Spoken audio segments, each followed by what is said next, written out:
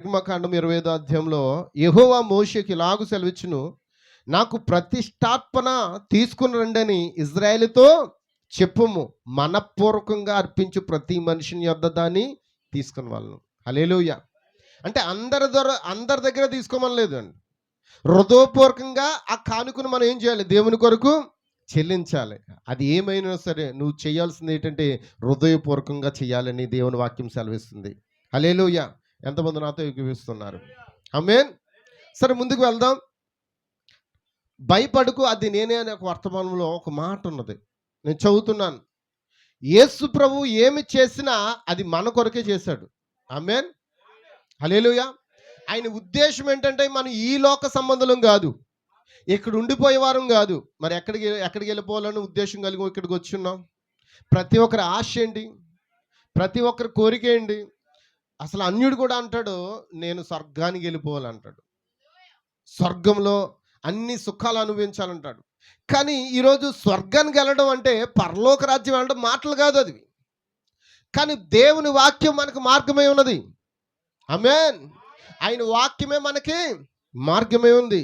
ఈ మార్గంలో ఉంటేనే మనం ఎక్కడికి వెళ్తాం? ఆయన రాజ్యంలోకి వెళ్తాం. హల్లెలూయా. ఆయన ఈ భూమి మీదకి వచ్చి పరలోక రాజ్యానికి వెళ్ళిపోయాడా? వెళ్ళిపోయాడండి. వెళ్ళిపోయాడా లేదా? వెళ్ళిపోయాడు. హల్లెలూయా. మరియు ఆయన పరలోకాన్ని చూడడానికి క్రిందకి చూడవలసినంత ఎత్తుకు ఆయన ఏమైపోయాడు? వెళ్ళిపోయాడు. వెళ్ళిపోయి ఆ మేడ గదిలో పెంతుకోస్తు పండుగను మనం ఏం చేశాడు? పరిశుద్ధాత్మగా నీ కొరకు దిగి వచ్చినాడు. దేవునికి స్తోత్రం. బైబిల్ సాక్ష్యం ఇస్తుంది. అపోస్తలుల కార్యం 7వ అధ్యాయంలో పరలోకం నా సింహాసనం, ఆకాశం నా సింహాసనం. అంతేనా దాని అర్థం? అంటే దాని అర్థం ఆకాశం నా సింహాసనం, భూమి నా పాదపీఠం. హల్లెలూయా. మరి మనం మందిరం కట్టాలని ఆశపడుతూ ఉన్నాం.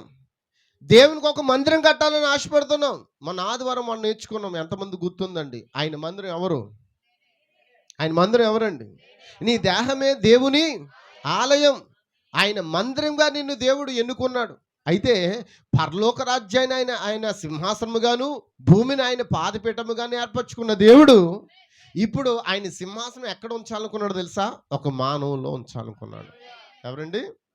ఒక మానవుల్లో. ఆయన ఆదాములో ఒక సింహాసనం వేసుకున్నాడు. ఇప్పుడు ఆదాములో ఒక సింహాసనం ఉందంటే ఇప్పుడు నీలో కూడా ఒక సింహాసనం ఉందా లేదా? దేవునికి స్తోత్రం. చాలాసార్లు మనం నేర్చుకున్నాం. మీకు ఒక మాటను జ్ఞాపకం చేస్తూ ఉన్నాను. ఈ హృదయం అనే ఆ గుండెకి ఒక సింహాసనం ఉన్నది, ఒక చిన్న స్పేస్ ఉంది, ఒక చిన్న ఖాళీ ఉంది. ఆ ఖాళీలో ఉన్నది పరిశుద్ధాత్మ మాత్రమే ఉండాలి. కానీ చాలామంది పరిశుద్ధాత్మకు స్థానం ఇవ్వట్లేదు. మరి ఎవరికి స్థానం ఇస్తున్నారు?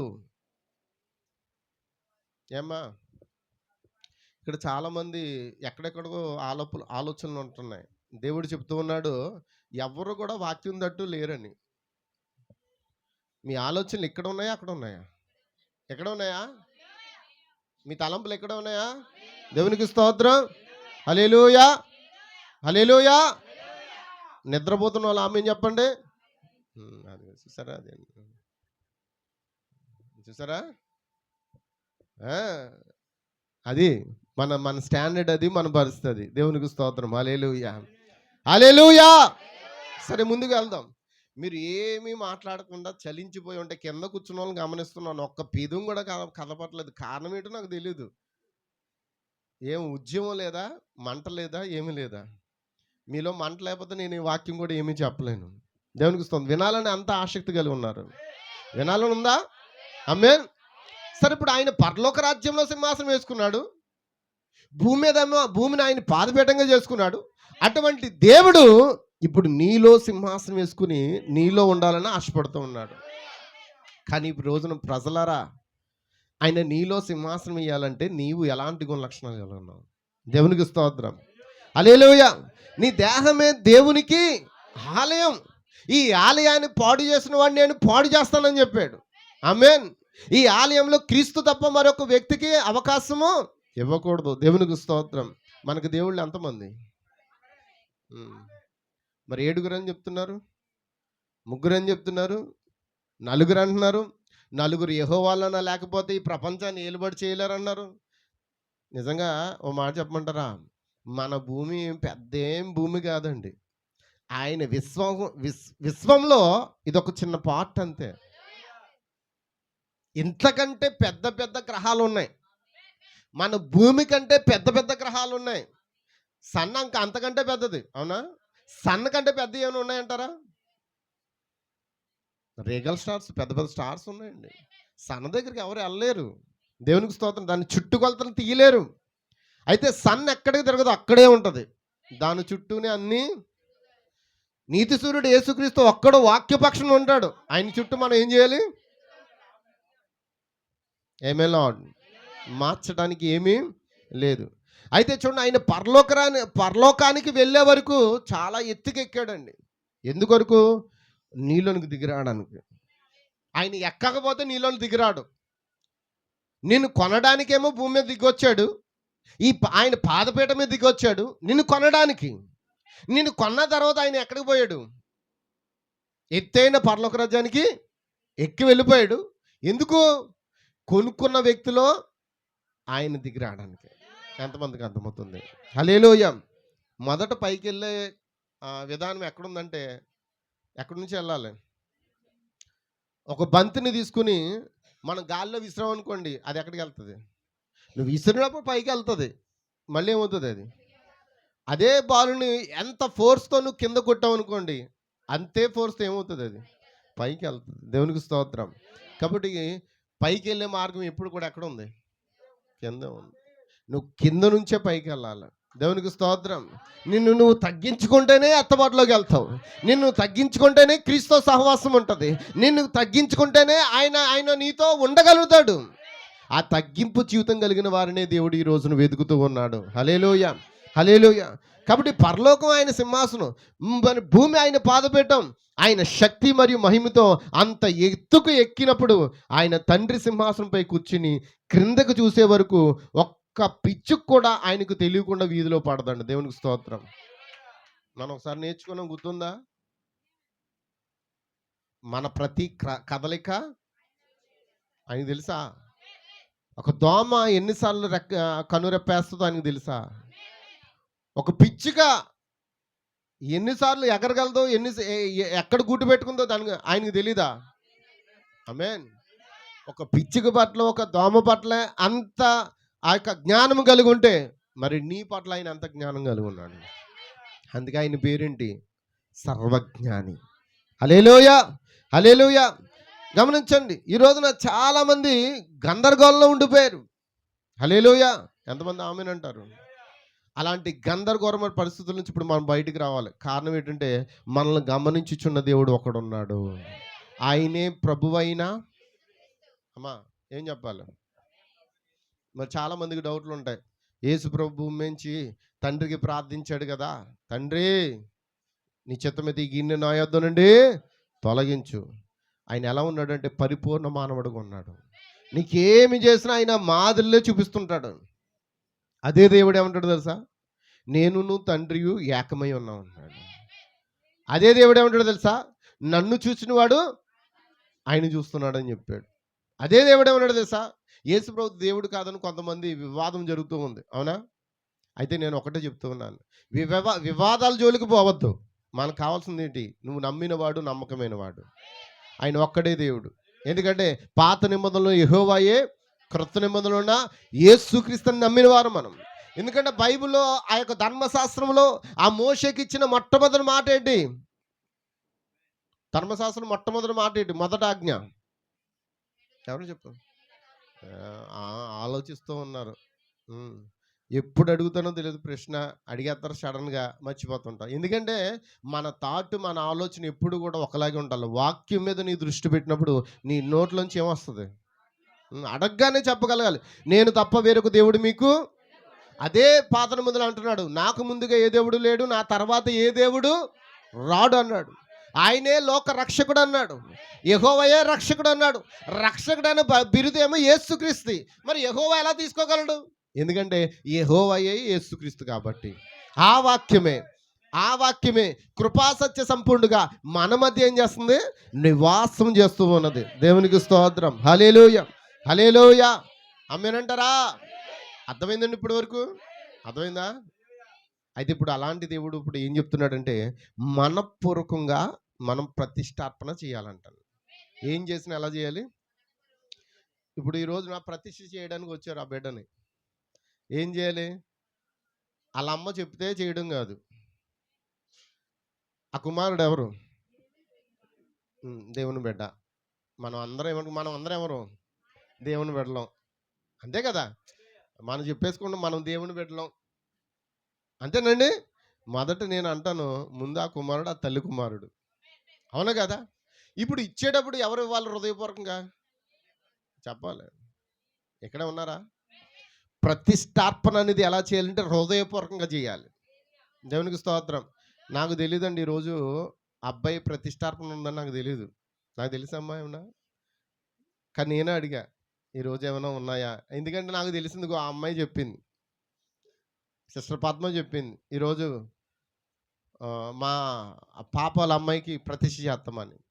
అయితే దేవునికి స్తోత్రం. నేను దాని ఉద్దేశంలో ఈ వాక్యాన్ని తీసుకోలేదు. కానీ దేవుని యొక్క ప్రేరేపణ ఇక్కడ ఉందని నమ్మనండి.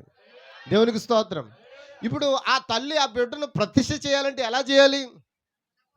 హృదయపూర్వకంగా చేయాలి. ఎందుకంటే నా దేవుడు నమ్మదగినవాడు. ఆయనకి నా బిడ్డను అప్పగించినప్పుడు ఆయన ఆ జీవితాన్ని ఎలా చేస్తాడు? తీర్చిదిద్దుతాడండి. ఎందుకు ప్రతిష్ఠ చేయాలి అనంటే, ఆ బిడ్డ శాపం ద్వారా పుట్టినవాడు, పాపం ద్వారా పుట్టినవాడు. నిజమేనండి? ఎంతమందికి అర్థమవుతుంది? ఇప్పుడు మనమందరం ఎలా వచ్చాం? ముందేమో దేవుని బిడ్డలు అనేసారు. నువ్వు దేవుని బిడ్డ ఎలా అయ్యావు? నువ్వు దేవుని కుమారుడు ఎలా అయ్యావు? నువ్వు దేవుని కుమార్తె ఎలా అయ్యావు? నీ మీద ఆయన రక్తము లేకపోతే, నీవు దేవుని ముద్ర లేకపోతే నువ్వెన్నడూ దేవుని కుమారుడు, దేవుని కుమార్తె కాలేవండి. హల్లెలూయా. అందుకే యేసుక్రీస్తు నామంలో ఎప్పుడైతే మనం రక్షణ పొంది ఉన్నామో, ఆయన రక్తం ఎప్పుడైతే మన మీద ప్రోక్షించబడిందో, అప్పుడే మనం ఆయన కుమారులుగా కుమార్తెలుగా పిలువబడుతున్నాం. లేకపోతే అప్పుడు దాకా మనం ఎవరు? ఇర్మియా బ్రదర్ ఎవరు?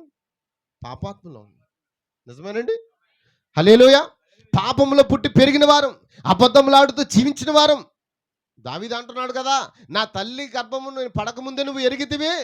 నా తల్లి గర్భంలో నేను ఎలా పడ్డాను? పాపం ద్వారానే పడ్డానని చెప్పాడు. అవునా కదా? పాపం ద్వారానే నా తల్లి గర్భము నన్ను ధరించిందని చెప్పాడు.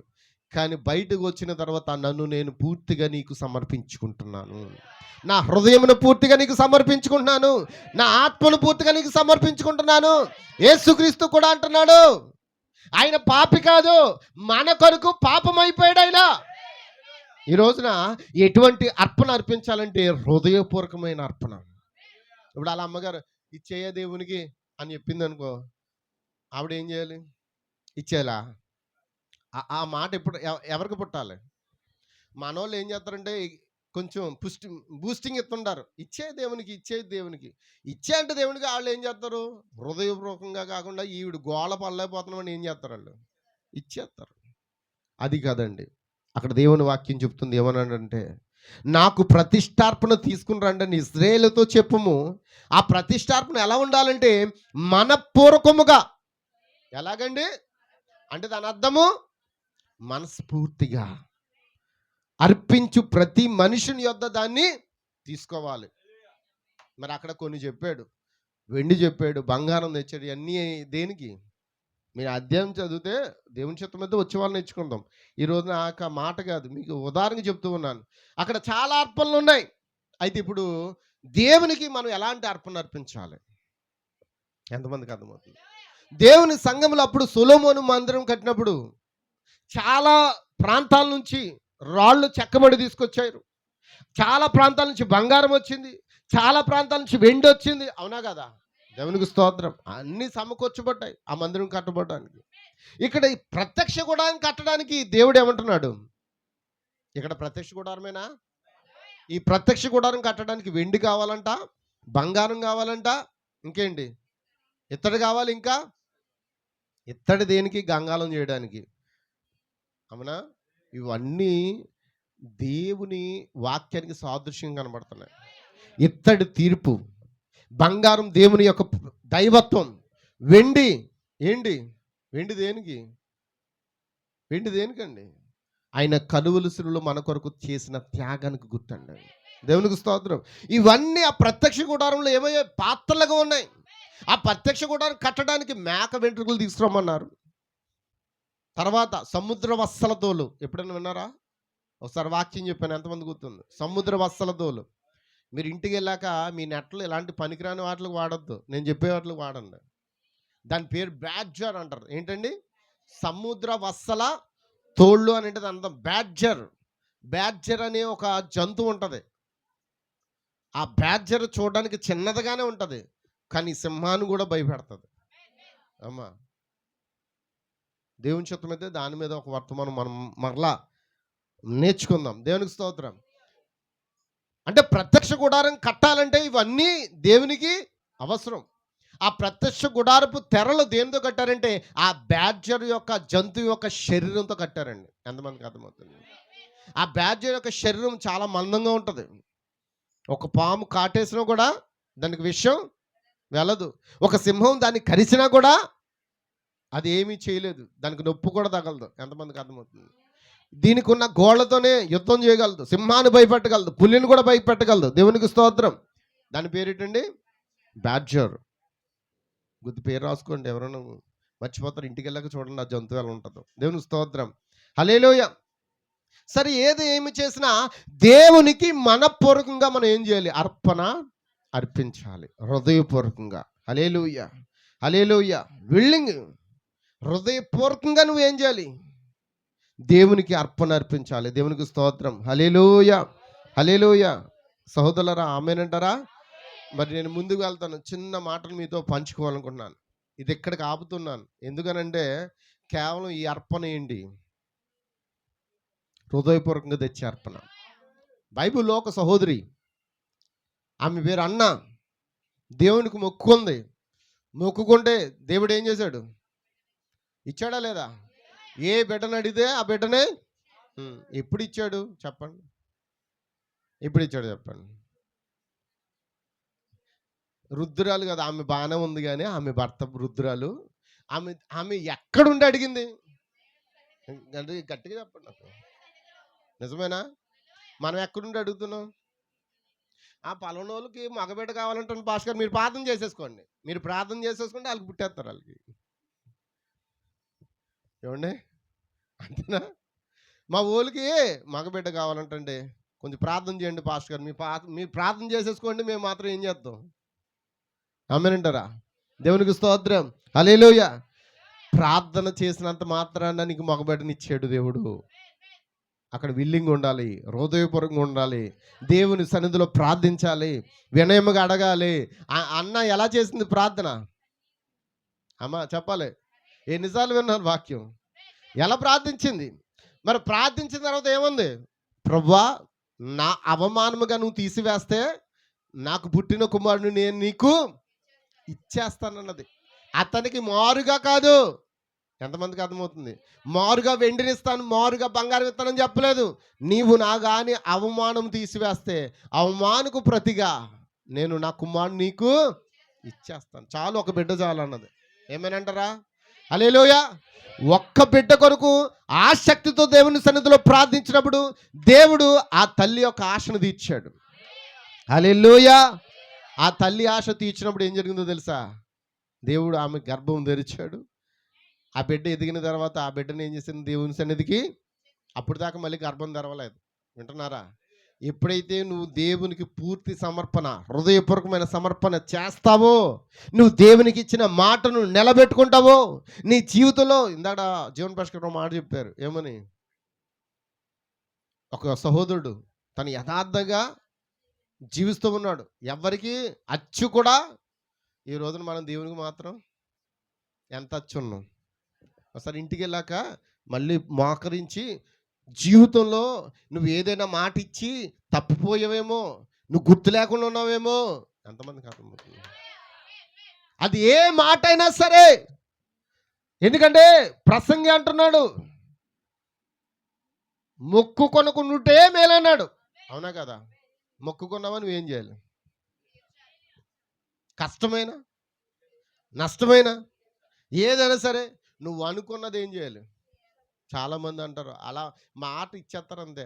నాకు ఒకళ్ళు తెలిసిన వాళ్ళు ఉన్నారు, అలా అన్నారు, బాబా పులిపీటిని కోసం మరి చర్చిలో చేయిందాం అనుకున్నారు. ఒక సిస్టర్ చెప్పింది, పులిపీటి చేయించేస్తామని. అమ్మ ఎందుకు మీకు చాలా కష్టం, మీరు చాలా అప్పుల్లో ఉన్నారు వద్దని అన్నాను. మీరు అలా మొక్కుకోదంటే, అలా కాదు బాబు నేను చేయించేస్తానన్నాను. ఈ రోజున వాళ్ళ పరిస్థితి ఏంటో తెలుసా? చేయించే పరిస్థితి లేరు. దెబ్బ మీద దెబ్బ తగులుతూనే ఉంది.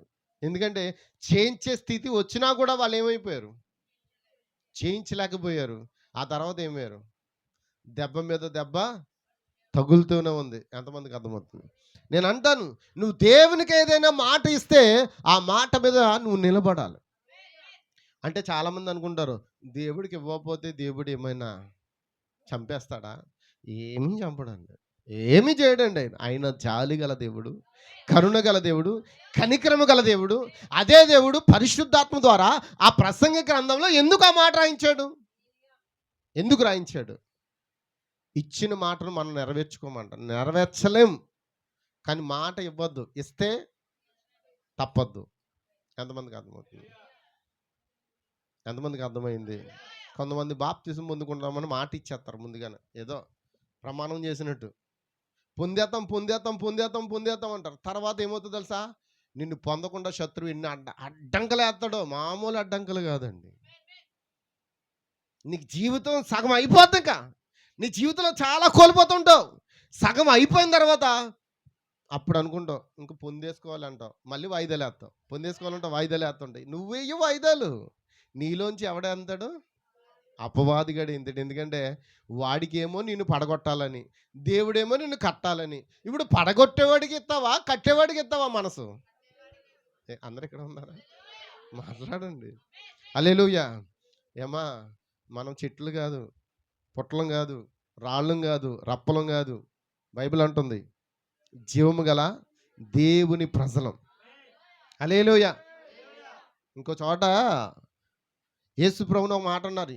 వీళ్ళందరూ అలాగే చెవి కోసం మేకలాగా అరుతున్నారు ఏంటి? ఓ ఓసన ఓసన ఓసన జయం ఓసన జయం ఎందుకు అరుతున్నారు అలాగా? ఆపమని చెప్ప, వెళ్ళపోతాను అని పరిశీలు శాస్త్రి అంటుంటే అక్కడ యేసు ప్రభు ఏమన్నాడు తెలుసా? వీళ్ళు కానీ అరకపోతే ఈ రాళ్ళు అరుస్తాయని చెప్పాడు. మనమెవరు మరి? సజీవమైన రాళ్ళు ఇక్కడ ఉన్నాయా? హల్లెలూయా. నీలో జీవం ఉంటే నువ్వు అలా కాముగా కూర్చోలేవు. నీలో జీవం అంటే ఆయన నువ్వు లేచి ఆయన స్తుతిస్తావు. నీలో ఇంకా జీవం రాలేదంటే, నువ్వు ఇంకా పరిశుద్ధాత్మతో నింపబడలేదంటే, నువ్వు ఇంకా హృదయపూర్వకంగా నీ హృదయాన్ని దేవునికి ఇవ్వలే. ఎలా ఉన్నారంటే మేము దేవుని మందిరానికి వచ్చాం అన్నట్టుగా ఉన్నారు. కాదు, వచ్చాము కాదు, నన్ను నేను దేవుని మందిరంలో కనబరుచుకున్నాను. నా దేవునితో నేను సహవాసం చేయడానికి వచ్చాను. హల్లెలూయా. మాట ఇచ్చి తప్పకూడదు. ఇస్తే నువ్వు దాని ప్రకారంగా ఎవరికైనా మాట ఇచ్చావేమో, నీ సహోదరుడికి ఎవరికైనా మాట ఇచ్చావేమో, నువ్వేం చేయాలి? ఆ మాటను జ్ఞాపం చేసుకోండి. మన ఎవరికి నచ్చి ఉండద్దని చెప్పాడు. ఎందుకంటే మనం ఎక్కడుండే ప్రజలం కాదు, ఎక్కడికి వెళ్ళిపోవాలి? అమ్మ చెప్పండి.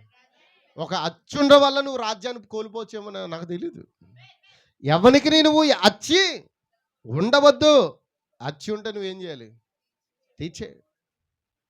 తీర్చలేకపోతుంటే నువ్వు ఏం చేయాలి? దేవుణ్ణి అడుగు, ప్రభువా ఆ యొక్క రుణమును లేకపోతే ఆ మాటను తీర్చుటకు నాకు శక్తినిమ్ము.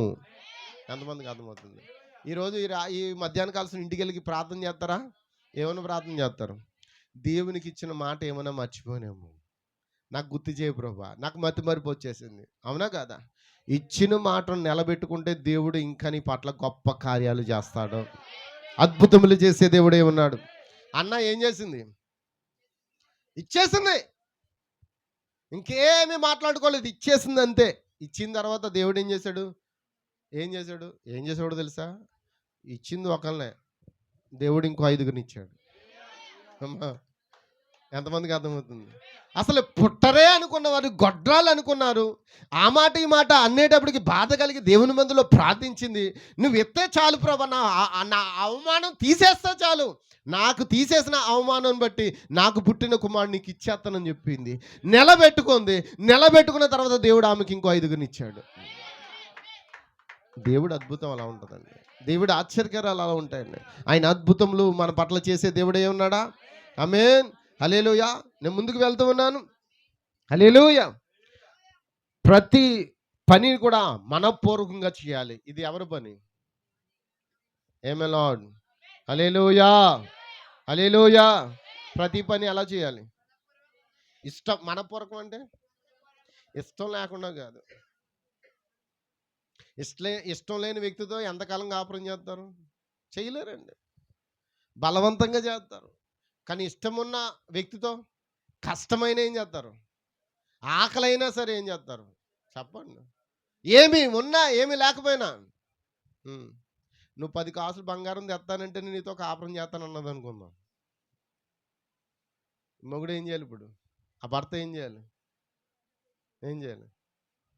ఆ 10 కాసులు తెచ్చిన దాకా నాతో కాపురం చేయనంటుంది కదా అని ఇప్పుడు 10 కాసులు సంపాదించడానికి కాసిపోయాడు అనుకోండి, మొత్తం మనిషి లేకపోతే 10 కాసులు తెచ్చేవాడితో కాదండి, 10 కాలాలు కూడా నిన్ను కంటికి రెప్పలా కాచేవాడితో కాపురం చేయాలి. నీ బంగారం నీకు అక్కర్రాదని బైబిల్ చెప్తుంది. నీ వెండి నీకు అక్కర్రాదని చెప్తుందా లేదా? హల్లెలూయా. కాబట్టి ఎలాంటి వ్యక్తికి మనం హృదయపూర్వకంగా మనం సమర్పించుకోవాలంటే ఎలా ఎలా సమర్పించుకోవాలి? మనస్ఫూర్తిగా. ఇప్పుడు నువ్వు దేవునికి ఇచ్చిన మాట కూడా ఎలా ఉండాలి? ఎంతమంది మరి దేవునికి మాట ఇస్తున్నారు? ఇచ్చే ఉంటారు, మీరు నాకు తెలిసి మర్చిపోయి ఉంటారు. ఇస్తారు, మర్చిపోతారు. ఈరోజే మీరు ఇంటికి వెళ్ళాక ప్రభువా నేను ఏమైనా మర్చిపోయానేమో, మీ మొక్కుబళ్ళు ఏం చేయాలి? ఎవరైనా గుండు కొట్టుకుంటానని ఏమైనా అనుకున్నారా? ముందుగా చెప్పండి, బార్బర్ గారిని పిలుచుకుంటాను నేను. మీరు ఎక్కడికో మరియమ్మ కొండకి వెళ్ళక్కర్లేదు, ఏ గుణదలకి వెళ్ళక్కర్లేదు. చెప్పండి, మాకు కానీ మొక్కుకుంటే. అమ్మా వింటున్నారా? మీరు మొక్కున్నారు ముందుగా చెప్తే నేను బార్బర్ని తెచ్చుకుంటాను ఇక్కడికి. ఎక్కడికి పోయి మొక్కులు తీర్చదు, ఎక్కడ తీరుతానో అన్నావు అక్కడ తీర్చు. కానీ ఆయన మొక్కులు కోరడం. కానీ నువ్వేం చేస్తావు? నాకు ఈ పని చేసి పెట్టు ప్రభువా, నీ పని చేసేస్తాను. నాకు ఈ పని చేసి పెట్టు ప్రభువా, నీకు ఇలా చేసేస్తాను, అలా చేసేస్తాను అంటాం. మళ్ళీ చివరికి వచ్చేటోడికి అంతా మర్చిపోతాం, శూన్యం. దేవునికి స్తోత్రం. హల్లెలూయా, హల్లెలూయా. ఒక మాట మీతో చెప్పనివ్వండి. దేవుడైన యెహోవా మోషేకి ఏదైతే చెప్పాడో ఆ విషయంలో మోషే ఏం చేశాడు? ఆ విధంగానే వాక్య ప్రకారంగా జీవించాడు. దేవునికి స్తోత్రం. హల్లెలూయా. ఆ 24వ అధ్యాయంలో ఒక మాట ఉంది చూడండి. 24వ అధ్యాయం 2వ వచనం. మోషే మాత్రము యెహోవాని సమీపింపవలను, వారు సమీపింపకూడదు, ప్రజలు అతనితో ఎక్కి రాకూడదు. మోషే వచ్చి యెహోవా మాటలన్నిటినీ విధులన్నిటినీ ప్రజలతో వివరించి చెప్పెను. ప్రజలందరూ యెహోవా చెప్పిన మాటలన్నిటి ప్రకారము చేసేదమని ఏక శబ్దముతో ఇశ్రాయేలు ప్రజలు ఏం చేశారు? మోషే నువ్వు మాకు ఏదైతే బోధించావో మేమేం చేస్తాం? ఏక శబ్దంతో, ఒకే శబ్దంతో మేము ఆ విధంగానే చేసేద్దామని దేవునికి ఏం చేశారంట? మాట ఇచ్చారు. చేశారా? చేశారా? అందుకే ఏమయ్యారు? మనం రాలిపోవడానికి దేవుడు ఎన్నుకోలేదండి, వాలిపోవడానికి దేవుడు ఎన్నుకోలేదండి. ఎందుకు ఎన్నుకున్నాడు? నిన్ను సజీవుడిగా ఆయన సన్నిధిలో తీసుకుపోవడానికి ఎన్నుకున్నాడు. హల్లెలూయా, హల్లెలూయా. ఎంతమందికి అర్థమవుతుంది? కాబట్టి మోషే ప్రజలు ఆ విధంగా ఉన్నారు కాబట్టి మనం అలా ఉండకూడదనే దేవుడు వాక్యాన్ని ఏం చేశాడు? రాయించాడా? ఎంతమంది ఆమె అంటారు? సరే ముందుకు వెళ్దాం. ఒక సంఘం గురించి మీకు పరిచయం చేయాలనుకుంటున్నాను. 2 కొరింథీయులకు రాసిన పత్రిక 8వ అధ్యాయం 1వ వచనం త్వరగా, ఎందుకంటే 2-3 చోట్లకు మనం వెళ్ళవలసి ఉంది మాట. కొరింథీయులకు రాసిన 2వ పత్రిక, అపోస్తలుడైన పౌలు కొరింథీయులకు రాసిన 2వ పత్రిక 8వ అధ్యాయం 1వ వచనం. సహోదరులారా, మాసిదోనియా సంఘములకు అనుగ్రహింపబడి ఉన్న దేవుని కృపను గూర్చి మీకు తెలియజేస్తున్నాను. ఎలాగనగా వారు బ్రహశ్రమ వలన పరీక్షింపబడగా అత్యధికంగా సంతోషించిరి, మరియు వారు నిరుపేదలైనను వారి దాతృత్వము బహుగా. అమ్మా హల్లెలూయా. మాసిదోనియా సంఘం వారంట దేవుని కృపను బట్టి వాళ్ళు ఏం చేశారంటే వాళ్ళు శ్రమలు అనుభవించారంట, శ్రమల వల్ల పరీక్షించబడ్డారంట. అయితే ఆ శ్రమ వచ్చిన తర్వాత వారు అత్యధికంగా సంతోషించారంట. ఎందుకు? దేవుని వాక్యాన్ని బట్టి. వారు ఏమై ఉన్నారు? నిరుపేదలు. ఎంతమందికి అర్థమవుతుంది? వాళ్ళు ఎవరండి? అమ్మ చెప్పాలి. మనం ఎవరు? మామూలు పేదలం కాదండి. మనం ఎక్కడి నుండి అక్కడికి ఈడ్చుకుంటూ పోతున్నాం మనం. అవునా కదా? చెప్పండి. మన నిరుపేదలమా? నిజం ఒప్పుకోండి. అంటే ఇక్కడ ఎవరు నిరుపేదలు ఉన్నారా? నేను నిరుపేదలు లేరు కదా, మీరు మంచివాళ్ళు, దేవుని స్తోత్రం. మరి ఇక్కడ మాసిదోనియా సంఘం ఎవరంట? బ్రదర్ నిరుపేదలు మీరు కాదు కదా, దేవుడు ఉన్న స్థితిలో పెట్టాడు కదా. దేవునికి అభ్యక్ష, దేవునికి స్తోత్రం, హల్లెలూయా. ఏమో ఎవరైనా అక్కడ బైబిల్లో ఉంది కదా, మేము కూడా నిరుపేదలం అంటున్నారేమో అని డౌట్ వచ్చింది. మీరు ఎవ్వరూ నిరుపేదలు కాదండి. దేవుని నామమునకు మహిమ కలుగును గాక, హల్లెలూయా. మరియు వారు నిరుపేదలైన వారు దాతృత్వం బహుగా విస్తరించెను. ఈ కృపా విషయంలోను పరిశుద్ధుల కొరకైన పరిచర్యలో పాలు పొంది విషయంలోను మనపూర్వకంగా, అమ్మా ఎలా అంటండి, మనస్ఫూర్తిగా మమ్మను వేడుకొనుచు వారు తమ సామర్థ్యం కొలది ఏం చేస్తున్నారంటే, ఆ పౌలు గారిని ఆ మాసిదోనియా సంఘం వారు ఏం చేస్తున్నారంటే వేడుకుంటున్నారంట. మీరు మా దగ్గర నుంచి వెళ్ళొద్దు, మీరు వచ్చిన తర్వాత మేమేమయ్యాం, దీవించబడ్డాం, శ్రమలు వచ్చాయి, శోధనలు వచ్చాయి, అయినా మా దాతృత్వం విస్తరించింది. అవునా కదా, మేము నిరుపేదలమే, అయినా సరే మీరు మమ్మల్ని విడిచిపెట్టద్దని వేడుకొనుచు. అమ్మ వింటున్నారా? ఏం చేస్తున్నారు సేవకులు, ఏం చేస్తున్నారు? వేడుకొనుచు. వాళ్ళు ఏం చేశారంట, వారు తమ సామర్థ్యము కొలదే కాక సామర్థ్యము కంటే. అమ్మ అంటే దాని అర్థం ఏంటి? ఎవరైనా చెప్పచ్చు. సామర్థ్యం కొలది అంటే,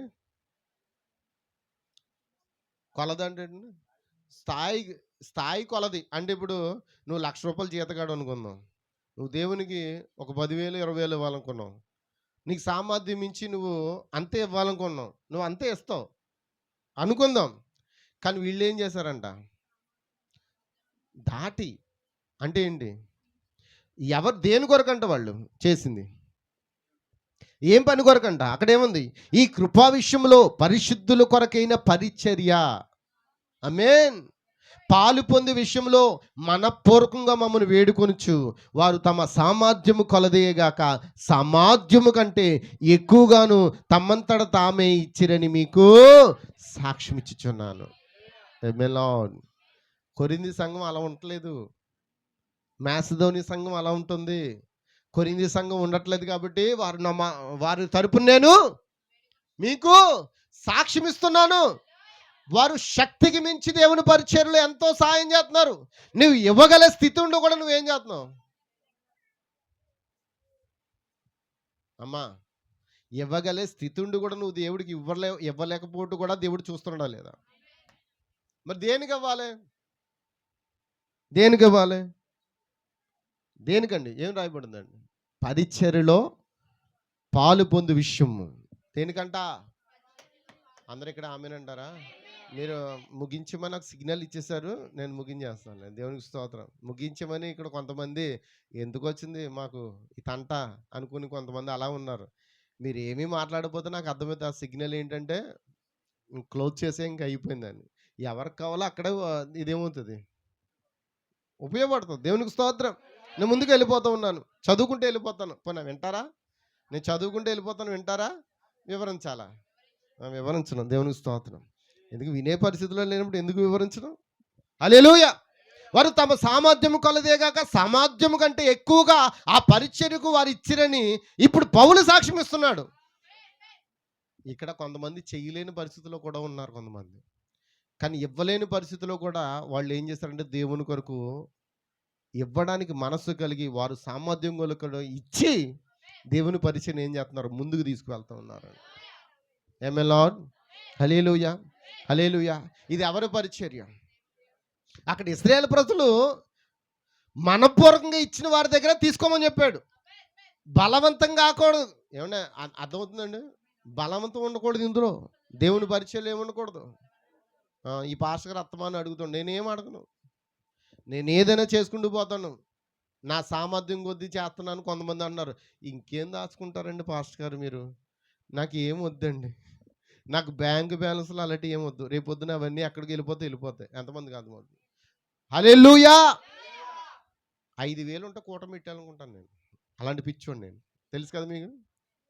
5,000 రూపాయలు ఉంటే పీటర్ గారు ఉన్నప్పుడు గుర్తుందా, 2,000 ఉన్నా 3,000 ఉన్నా ఏం చేసేవాడిని, కోటం, నెలలో 2 కోటాలు.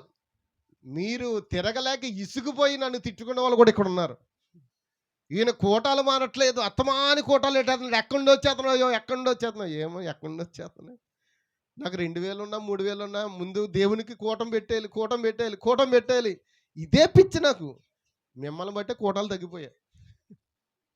మీ బాధ పడలేక ఆ కూటాలన్నీ ఏం చేశాను, పాపం పాస్టర్ గారు కూడా ప్రభువునందు నిద్రించారు. ఆయన ఎంచగా చక్కగా ఆయన కథ ముగించుకుని వెళ్ళిపోయారు. అది ధన్యకరమైన దేశం అండి.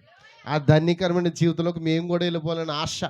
వెళ్ళే లోపల పరిచర్ని ఏం చేయాలనుకుంటున్నాం, అష్టభ్రష్టం చేయాలి, అభివృద్ధిలోకి తీసుకురావాలి. అభివృద్ధికి తీసుకురావాలంటే మీరేం చేయాలి, మాసిదోనియా వారు చేసినట్లుగానే మీరు కూడా చాలా నిరుపేదలు కాబట్టి.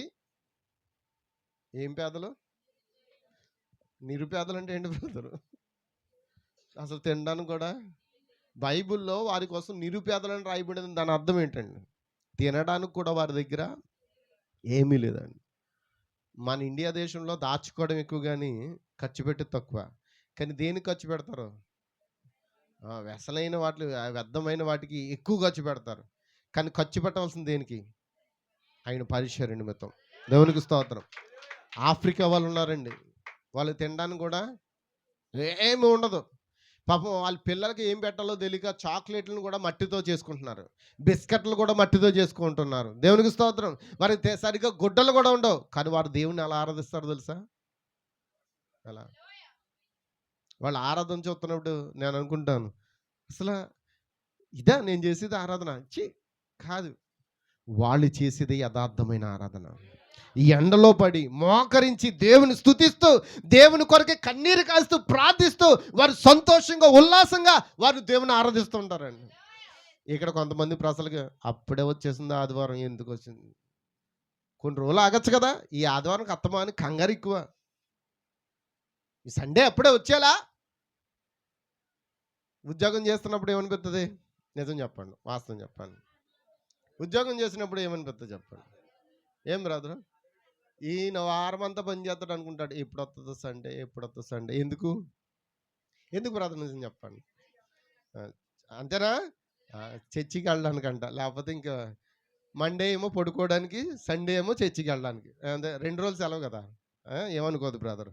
నిజమే. ఎందుకంటే బాడీ పాపం వారం అంతా కష్టపడి దేవునికి నేను సండే ఇచ్చేస్తాను సార్, మండే మాత్రం నాకే, మండే నన్ను కదపొద్దు, నేను మాత్రం ఫుల్గా పడుకుంటాను, రెస్ట్లోకి వెళ్ళిపోతాను.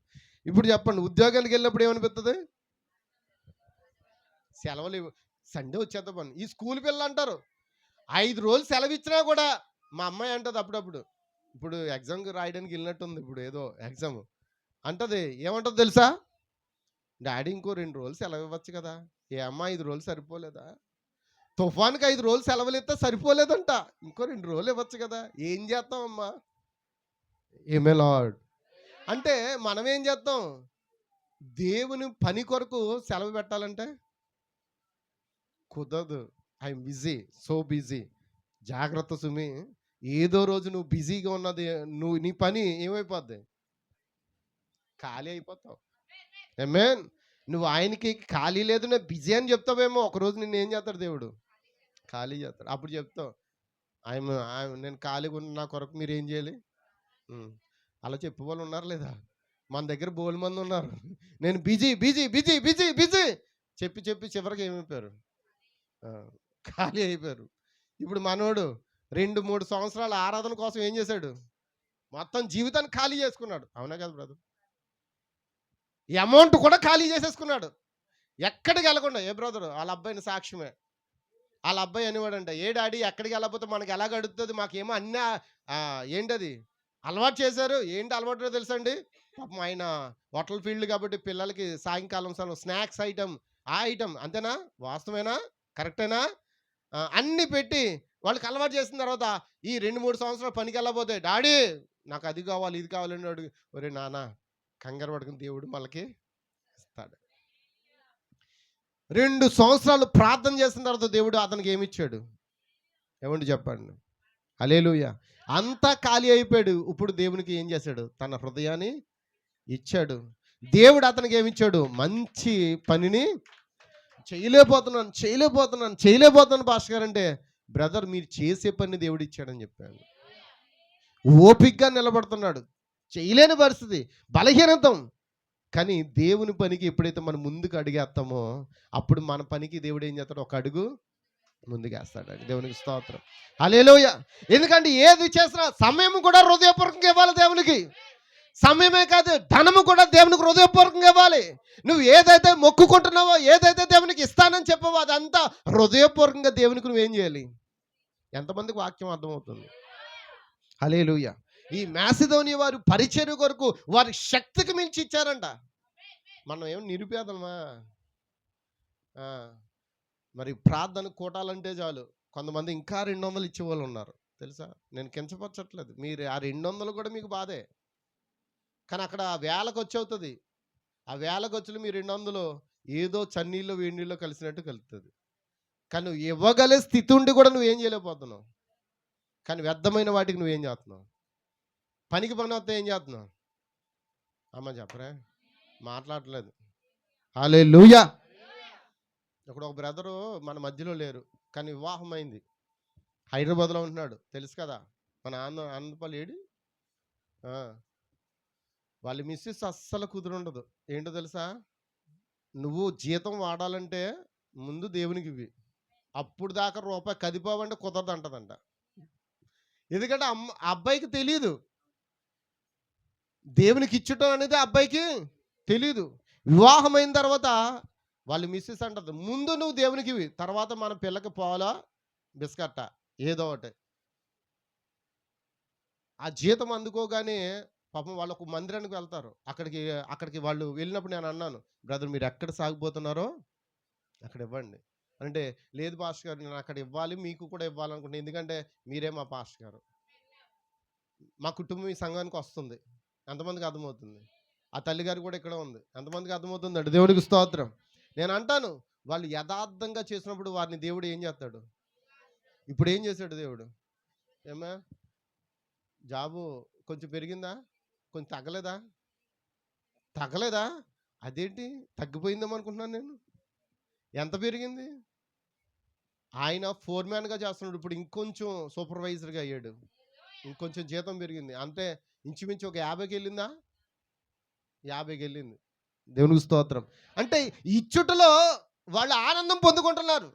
వాళ్ళ మిస్సెస్ అప్పుడప్పుడు ఫోన్ చేసి మాట్లాడుతూ ఉంటారు, తర్వాత సిస్టర్తో కూడా మాట్లాడుతుంటారు. ఎందుకని? ఎంత దూరం ఉన్నా మేము వాళ్ళ గురించి మర్చిపోం. మేమేం చేస్తాం, వాళ్ళ కోసం వీళ్ళు చెప్తుంటారు సాక్ష్యం. ప్రార్థించండి, వాళ్ళకి ఇదంట సమస్య, వాళ్ళు పిల్లకి బాగోలేదని, ఇగో వాళ్ళ ఎవరు మన ఆకాంక్ష చెప్తుంది, ఇలా స్వామి వాళ్ళ కూతురికి బాగోలేదంటండి, ప్రార్థన చేయండి. అలాగా మరి చెప్పినప్పుడు మనం ఏం చేస్తున్నాం? ఎందుకు? కనీస బాధ్యత. ఆమేన్, ఆమేన్. నువ్వు దేవుని యందు యథార్థంగా ఉన్నప్పుడు దేవుడు నిన్ను ఏం చేస్తాడు? ఇంకా ఎందుకు మనకు దీవెన ఆగిపోయింది? మనం ఇంకా ఎక్కడేసిన గొంగలు అట్లయినా ఉండిపోయింది. కారణం ఏంటి? మనం హృదయపూర్వకంగా దేవునికి చేయవలసిన కార్యములు చేయలేకపోతూ ఉన్నాం. నువ్వు చేసి చూడు, ఇచ్చి చూడు, దేవుడు నిన్ను ఏం చేస్తాడు? ఇంకా ఆమేన్. అమ్మ చెప్పాలి. నేను ముగిస్తూ ఉన్నాను, ఎందుకంటే అయిపోయింది, 12 అయిపోతుంది. అసలు 11:30కి క్లోజ్ అనుకున్నాను. మీరు అందరూ ఎప్పటికి వచ్చారు? దేవునికి ఇచ్చే సమయం మరి ఏం చేశారు మీరు? చెప్పండి. మరి నీ పని ఎలా అవుతాడు? దేవుడు ఎలా చేయాలనుకుంటున్నాడు? ఈ పని చేయాలనుకున్నాడా? అదిగో ఊరికి ముందే వస్తుంది ఆవిడ, 8:30కి వచ్చి 8:30కి ముందే వస్తుంది, వచ్చేసి ఇవన్నీ తుడిసేసి అది కుర్చీలు వేసేసి మోకరించి ప్రార్థన చేసుకుంటుంది. ఇక్కడ కొంచెం ప్రార్థన చేసుకుంటుంది, మళ్ళీ పోయి అక్కడ ప్రార్థన చేసుకుంటుంది. ప్రతి వారం పాపం మానక ఆ విధంగా చేస్తుంది. దేవుడు ఏదో రోజున వాళ్ళ కుటుంబాన్ని కూడా దేవుడు దీవిస్తాడు. ఆమె ఆశ. అమ్మ నీ కుమారుడికి పని వచ్చిందా? రాలేదా? ఇంకా నీ పేరు అక్కడే ఉన్నట్టుంది పనుల కొరకు. దేవునికి స్తోత్రం. కాక పనుల కొరకు రాసాం. దేవునికి స్తోత్రం, మంచిది, దేవుడు ఇంక ఇస్తాడు. దేవుడు ప్రార్థన చేయి, నీ బిడ్డనికి దేవుడికి మంచి పని ఇస్తాడు. హల్లెలూయా. ప్రార్థించడం విడిచిపెట్టద్దు. మీకు అవకాశం ఉన్నప్పుడు దేవుని మందిరానికి వచ్చి నువ్వేం చేయాలి? అన్నవాలే చేయాలా లేదా? అమ్మ చెప్పండి. అన్న ఆరాధనలోకి వచ్చి ప్రార్థన చేసిందా? ఒంటరిగా వచ్చి ప్రార్థన చేసిందా? మనం సమస్యలు ఉంటాయి, ఇంటికాడే ఉంటాం, మేము కదలమండి, మా సమస్యలు మేము చుట్టుకుని ఉంటామండి, మేము మాత్రం మా బంధకాల నుంచి విడుదల కానివ్వండి, మాకు వద్దండి అన్నట్టుగా మీరు ఇంటికాడ ఏం చేస్తారు? సింపుల్గా పాస్టర్ గారికి ఏం చేస్తారు? ఫోన్ చేసి చాలా కష్టాలు ఉన్నాయి, మీరు ప్రార్థన చేసేయండి. ఏంటే ఏం చేయాలా? చాలా కష్టాలు ఉన్నాయండి. ప్రార్థన చేసేయండి మీరు. నేను ప్రార్థన చేస్తే ఏమైపోద్దా? ఆ? నేను ప్రార్థన చేస్తే నీ యథార్థతను దేవుడు చూస్తాడు. జాగ్రత్త సుమి. దేవునికి స్తోత్రం. హల్లెలూయా. 2 కొరింథీయులు రాసిన 9వ అధ్యాయం 6వ వచనంలో ముందుకు వెళ్దాం. ముగిస్తూ ఉన్నాను. కొంచెముగా విత్తువాడు కొంచెముగానే పంటకు వస్తాడు, సమృద్ధిగా విత్తువాడు సమృద్ధిగా పంట కోయును అని ఈ విషయమే చెప్పవచ్చును. ఏ విషయం అక్కడ అన్నాడు. అప్పుడు ఏ విషయం చెప్పాలనుకున్నాడో కింద చెప్పాడు. ఏం చెప్పాడు? సనుగు కొనకయు బలవంతముగా కాకయు ప్రతివాడు తన హృదయములో నిశ్చయించుకొనిన ప్రకారము ఎవరికి ఇవ్వాలి? చాలామంది అనుకుంటారు, ఈ దశంభాగం దేనికి ఇస్తున్నాం అంటే పాస్టర్ గారికి ఇస్తున్నాం. నువ్వు పాస్టర్ గారికి ఇస్తానంటే జాగ్రత్త సుమి, నువ్వు ఇంకా దేవునికి బాకీ. ఒకవేళ నాకు ఎవరైనా ఇచ్చారని చెప్పుకుంటే చెప్పండి, నేను మీ అప్పు తీర్చేస్తాను. మీ అప్పు తీర్చేస్తాను. ఎందుకంటే అది నాకు ఇవ్వడం వల్ల ఉపయోగం లేదు, నాకు అప్పుగా ఇచ్చినట్టే. మీరు దేవునికి ఇస్తున్నానని చెప్తే మీరు ఇచ్చే ప్రతి దశమ భాగము ఈ కుటుంబం పోషించబడాలి. కానీ నేనేం చేస్తున్నాను తెలుసా? ఏం చేస్తున్నాను చెప్పండి? ఏం చేస్తున్నాను? కోటాలు పెట్టాం. మొన్న బెల్లమ్మ గారు వచ్చారు. ఇంచుమించు 45,000 పైన ఖర్చు అయింది. అందరు సంఘం అంతా ఎంత ఇచ్చారు ఏమో? ఎవరికైనా లెక్క ఉందా? ఎవరికి తెలీదు. ఎక్కడ అప్పు చేశాను ఎవరికైనా తెలుసా? దేవుని నామానికి మహిమ కలుగును గాక. నేనేం చేసినా, ఎక్కడ అప్పు చేసినా మళ్ళీ మీరు ఇచ్చిన డబ్బులు మళ్ళీ నేను తీసుకెళ్ళి ఏం చేయాలి? అప్పు తీర్చుకోవాలి. హల్లెలూయా. కానీ ఇక్కడ దేవుని పని వల్ల కొంతమంది దీవించబడతారని ఎంతమంది నమ్ముతూ ఉన్నారు? అంత అవసరమా అనుకుంటాం. అవసరమే. ఆయన పని ఉన్నప్పుడే చేద్దాం, లేనప్పుడు చేయలేమండి. హల్లెలూయా. ఏమన్నా ఆమెను చెప్తారా? ఎలా చేయాలి? దేవునికి సనుక్కు అనకుండా, బలవంతం కాకుండా, ప్రతివాడు తన హృదయంలో నిశ్చయించుకున్న ప్రకారంగా ఇవ్వాలి. ఎలా ఇవ్వాలి? గంతులేస్తూ. ఉత్సాహంగా అంటే ఏంటండి? ఉత్సాహంగా అంటే ఏంటి చెప్పండి? ఉత్సాహంగా అంటే ఏంటి? నేను దేవుని పరిచర్యకి ఇస్తున్నాను. కానీ ఎలా ఇస్తారో తెలుసా? ఇవ్వాలా ఇవ్వాలా ఇది కరెంటు బిల్లు కట్టుకుంటే బాగుంటుందేమో, ఇది ఇంటి పన్ను కట్టాలి, ఆడికి సీటీ కట్టాలి, వారం సీటీ, వీడికి పొద్దు కట్టాలి, ఇలా అయితే ఎలాగా? కష్టమేమో అనుకుని ఇవ్వద్దు. నువ్వు ఇవ్వద్దు మహాతల్లులారా, అస్సలు ఇవ్వద్దు. అలా ఇచ్చి దేవుని మీరు పొందుకోలేరు. అలా ఇవ్వద్దు. ఎలా ఇవ్వాలి?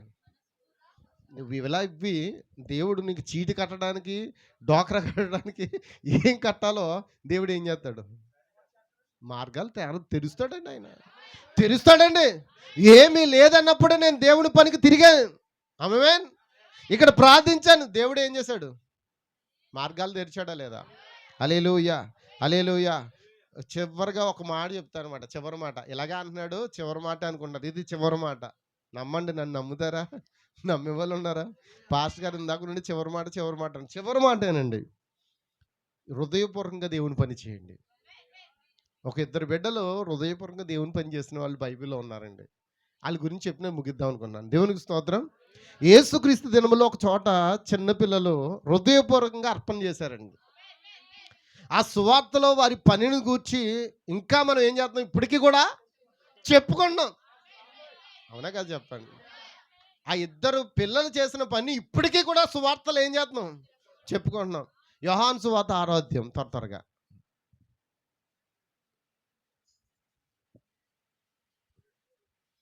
యోహాను సువార్త 6వ అధ్యాయము 8, 9, 10 వచనాలు త్వరగా. ఎవరన్నా చదివే వాళ్ళు ఉంటాయి.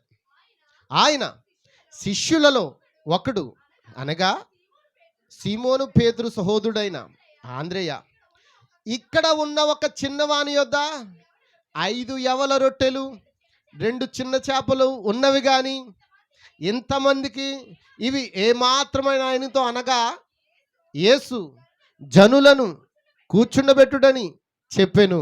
ఆ చోట చాలా పచ్చిగుండెను గనుక లెక్కకు ఇంచుమించు 5,000 మంది పురుషులు కూర్చుండ్రి. దేవునికి స్తోత్రం. దేవుని నామానికి మహిమ కలుగును గాక. ఈ మాట ఎవరికైనా అర్థమైందా? ఆమేన్. ఒక రోజున యేసు ప్రభువు స్వస్థతలు, అద్భుతాలన్నీ చేసుకుంటూ వెళ్తూ ఉన్నాడు. ఆ ఊరు ఈ ఊరు అందరికి తెలిసిపోయింది. ప్రజలందరూ ఏమైపోయారంటే యేసుక్రీస్తు ఎక్కడ ఉన్నాడో అని ఆయన వెతుక్కుంటూ వెతుక్కుంటూ చాలా చోట్ల నుండి వచ్చి ఆ పచ్చికల్లో అరణ్యంలో ఏం చేశారంటే ఆయన చెప్పే వాక్యాలు వింటూ కూర్చుని పోయారు. ఆ కూర్చోడం ఈ పిల్లలు కూడా ఏం చేశారు, వాళ్ళ అమ్మగారు క్యారేజ్ పెట్టారంట. ఏం క్యారేజ్ అంటే లంచ్ బాక్స్. ఆ లంచ్ బాక్స్లో 5 రొట్లు 2 చేపలు ఉన్నాయంట. హల్లెలూయా.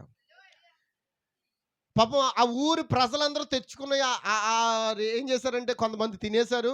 కొంతమంది 3 రోజులు ఏమీ లేకుండా అక్కడే కూర్చున్నారు. అసలు యేసుతో కూర్చుంటే వాళ్ళకి ఏం తెలియట్లేదు. ఆకలే తెలియట్లేదు. డిసెంబర్ 1 తారీఖు నుండి ఉపవాస ప్రార్థనలు ఉంటాయి. ప్రతిరోజు ఉదయం సాయంత్రం 4 గంటల వరకు ఉపవాసం. 5 రోజులు. ఎవరుంటారో చూద్దాం. నన్ను ఉండమని దేవుడు చెప్పాడు. ఒక సేవకుడు బెన్ బెల్లమ్మ గారు, నువ్వు నీ సంఘముతో కలిపి 5 రోజులు ఉపవాసం ఉన్న దినమున 5వ రోజున దేవుడు నిన్ను నీ సంఘమును అభిషేకించబడుతున్నాడు. ఎప్పుడైతే మీరు అభిషేకించబడతారో అప్పుడు నువ్వు ఎప్పుడైతే ఏ కార్యముల గురించి అడుగుతున్నావో ఆ కార్యములు నీ జీవితంలో జరుగుతాయి అని చెప్పాడు. అందరిలోనూ ఆ ఇంగ్లీష్ పాస్టర్ గారికి నేను కాకినాడ ఆ వాక్యం ఎంతమంది విన్నారా? నేను గ్రూప్లో పెట్టాను. అది మొక్క కట్ చేసి పెడతాను. మీకు అనుమానం చాలా పోతే మొక్క కట్ చేసి పెడతాను. వినండి. దేవునికి స్తోత్రం. ఇప్పుడు సంఘం ఏం చేయాలి? నీకు పరిశుద్ధాత్మ కావాలంటే నువ్వేం చేయాలి? నీ కుటుంబంలో విడుదల కావాలంటే నువ్వేం చేయాలి? చెయ్యాలా? పాపం ఆ 3 దినాలు పాపం ఆ బిడ్డలు ఇద్దరు కూడా ఏమీ తినకుండా యేసుప్రభు దగ్గర తెచ్చుకున్న రోజు నుంచి కూర్చున్నారంట వాళ్ళు. అమ్మ వింటున్నారా? చిన్నపిల్లలు తినే 5 రొట్లు 2 చేపలు. దేవునికి స్తోత్రం. ఆ లంచ్ బాక్స్ వాళ్ళ దగ్గర పెట్టుకున్నారు. మర్చిపోయారు వాళ్ళు. 3 రోజులు అయిపోయింది. అప్పుడు యేసుప్రభు అన్నాడు, యేసుప్రభు దగ్గర శిష్యులు వచ్చి అంటున్నారు, హల్లెలూయా, వీళ్ళు 3 రోజులు అయిపోయింది, వాళ్ళు ఊర్లు పంపించేద్దా బాగుంటుంది, వాళ్ళు ఏదైనా తినేసి వాళ్ళ ఇంటికి వెళ్ళిపోతారు ప్రభువా అని పేతురు అంటుంటే యేసుప్రభు అన్నాడు, మీ దగ్గర ఏం లేదా? వాళ్ళ దగ్గర ఏముందో లేదో ఆయనకి తెలుసు. మీ దగ్గర ఏమీ లేదా అని అంటే వాళ్ళు ఏమన్నారు, దేంటి 3 రోజులు అయింది, మా దగ్గర ఏముంటుంది అన్నాడు. దేవునికి స్తోత్రం. సరే ఎవరి దగ్గరైనా ఆహారం ఉందేమో అడుగు అన్నారంట. ఏమేన్ అంటే అప్పుడు వాక్కపు చేస్తుంటే ఎవరి దగ్గర ఆహారం ఉందా, ఎవరి దగ్గర ఆహారం ఉందా, అవన్నీ బైబిల్లో రాయరండి. అలా రాసుకుంటూ పోతే నీ బైబిల్ని ఏం చేయాలి? ఓ లారీలో తీసుకురావాలి. అక్కడ అర్థం చెప్పడానికి దేవుడు ఈ కాలానికి ఒక వ్యక్తిని పంపాడు. ఆ వ్యక్తి ద్వారానే కొన్ని విషయాలు మనతో మాట్లాడుతున్నాడు దేవుడు. హల్లెలూయా. ఎవరైనా ఉన్నారా అని అడిగితే ఆ బిడ్డలు ఆ లంచ్ బాక్స్ తీసుకొచ్చి పేతురుకి ఇచ్చాడంట. పేతురు ఓపెన్ చేసి చూశాడంట. చూస్తే అందులో ఏముంది? 5 రొట్లు 2 చేపలు.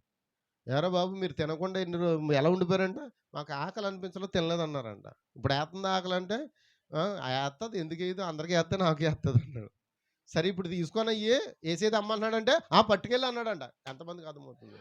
అతడు హృదయపూర్వకంగా ఇచ్చిన 5 రొట్లు 2 చేపలు అది యేసయ్య దగ్గరికి పట్టుకెళ్ళినప్పుడు యేసుప్రభు అంట ఆ రొట్టె ఎత్తి ప్రార్థించాడంట, కృతజ్ఞతలు చెల్లించాడంట. ఇప్పుడు పంచమన్నాడంట. జనసమూహం ఎంతమంది ఉంది? 5,000 మంది పురుషులు, పిల్లలు, స్త్రీలు గాక. ఇక్కడ పురుషుల సంఖ్య ఎంతమంది ఉంది? వేలలో లెక్క పెట్టచ్చు కదా. 1 2 3 4 5 6 7 8 9 ఒక చిన్న కుర్రోడితో 10, వెన్ని కూడా ఏడి ఆడు 11, నేను 12 వేసుకోండి. మేము 12 మంది ఉన్నాం పురుషులు, అవునా కదా? స్త్రీలు ఎంతమంది ఉన్నారు? దేవునికి స్తోత్రం. స్త్రీలు ఎంతమంది ఉన్నారు? ఒక 20 మంది ఉన్నారా? 20 మంది ఉన్నారేమండి వీళ్ళు? పోలేండి, మీ సంఖ్య పెరగాలి కానీ మీరు ఇంకా తగ్గిపోతుంది. మనలో కొంతమంది రావడం మానేశారు కదా, రావడం ఆగిపోయారు. సర్లే, ఏదేమైనా దేవునికి స్తోత్రం. వాక్యం కలిగి ఆకలి కలిగి ఇక్కడికి వచ్చాం. దేవునికి స్తోత్రం. సరే, ఇప్పుడు జనాభా మీరు ఎక్కువ ఉన్నారు, వాళ్ళు ఎక్కువ ఉన్నారు. అందుకే అక్కడ స్త్రీల్ని పిల్లల్ని లెక్కేలేదు. ఎవరు లెక్కేశారు? అందుకే వాళ్ళు లెక్కించడానికి తక్కువ మంది ఉన్నారు కాబట్టి వాళ్ళు లెక్కించారు. కానీ స్త్రీలు పిల్లలు ఉన్నారు కదండి అక్కడ. ఉన్నారా? లంచ్ బాక్స్ పెట్టిన పిల్లలు ఉన్నారా? హల్లెలూయా. ఎప్పుడైతే యేసుక్రీస్తు ప్రార్థించాడో, లేకపోతే వాటిని కృతజ్ఞతలు చెల్లించి వాటిని పంచమని చెప్పాడో, అది ఏమవుతుంది? ఆయన చేతిలో ఒక రొట్టెలు వస్తున్నాయంట. ఏంటి ఎక్కడి నుంచి వస్తున్నాయి? ఎక్కడి నుంచి వస్తున్నాయి చెప్పండి అమ్మా. మొత్తానికి ఆ దినాన 5,000 మంది పురుషులు తినగా, స్త్రీలు పిల్లలు అందరూ తినేగా ఇంకో 12 గంపలు మిగిలిందంట. ఆ మిగిలిన రొట్టెలు ఇప్పుడు తింటున్నాం మనం. 12 మంది అపోస్తలుల బోధన ఇప్పుడు తింటున్నాం మనం. హల్లెలూయా. ఆ 12 గంపలు నిండిపోయాయి. ఎత్తారు వాళ్ళు. 5 రొట్టెలు 2 చేపలు 12 గంపలు నిండిపోయి ప్రజలు తినేశారు. ఇంకా చెప్తున్నాను, హృదయపూర్వకంగా ఇచ్చాడు కదా. చిన్నోడు, యవనస్తుడు కాదు, పెద్దలు కాదు. ఒకవేళ ఆ రోజున ఆహారం దాచుకునే వాళ్ళు కూడా ఉండుంటారు. కానీ వీళ్ళు హృదయపూర్వకంగా తెచ్చి, ఇదిగో మా దగ్గర ఉన్న యేసయ్య, ఇదిగో తీసుకో అని వారు యేసుకి ఎప్పుడైతే ఇచ్చారో వాళ్ళ క్యారేజీలు ఇంకా ఎగస్ట్రా వెళ్ళాయి. ఎంతమందికి అర్థమవుతుంది? 2 చేపలకు బదులు ఎన్ని చేపలు వెళ్ళాయో, 5 రొట్టెల బదులు ఎన్ని రొట్టెలు వెళ్ళాయో ఎంతమందికి అర్థమవుతుంది? వాళ్ళు రెట్టింపు వారు తిరిగి ఇంటికి పట్టుకుని వెళ్ళారు. వాళ్ళు తిన్నది కాక, ఎంతమందికి అర్థమవుతుంది? వాళ్ళు తిన్నది కాక, తిన్నారా లేదా? 5 రొట్టెలు వచ్చి ఉపవాసం ఉన్నారు వాళ్ళు. 5 రొట్టెలు ఇచ్చారు, 2 చేపలు ఇచ్చారు, కడుపు నిండా తిన్నారు.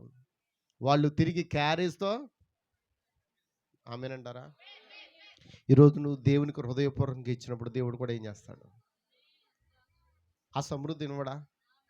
నువ్వు ఇంట్లో ఇంకా ఎందుకు సమృద్ధి రావట్లేదు? ఇంకా నీ చేయి ఎందుకు కొరస అయిపోయింది? నువ్వు ఇంకా దీవించబడకపోవడానికి కారణం ఏంటి? ఇంకా నువ్వు దేవుని పరిచర్యకి ఎందుకు ముందుకు రావట్లేదు? కారణం ఏంటో ఒక్కసారి నువ్వు దేవుణ్ణి అడుగు.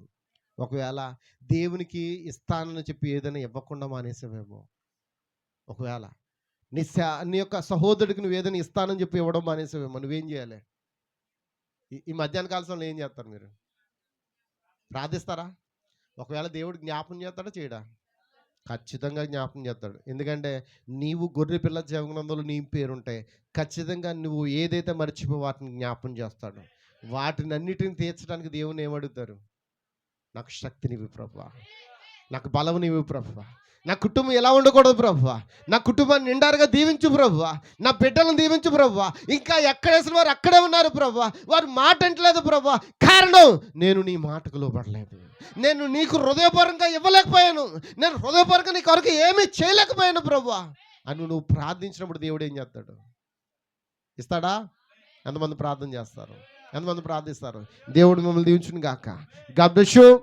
ప్రార్థిద్దామా?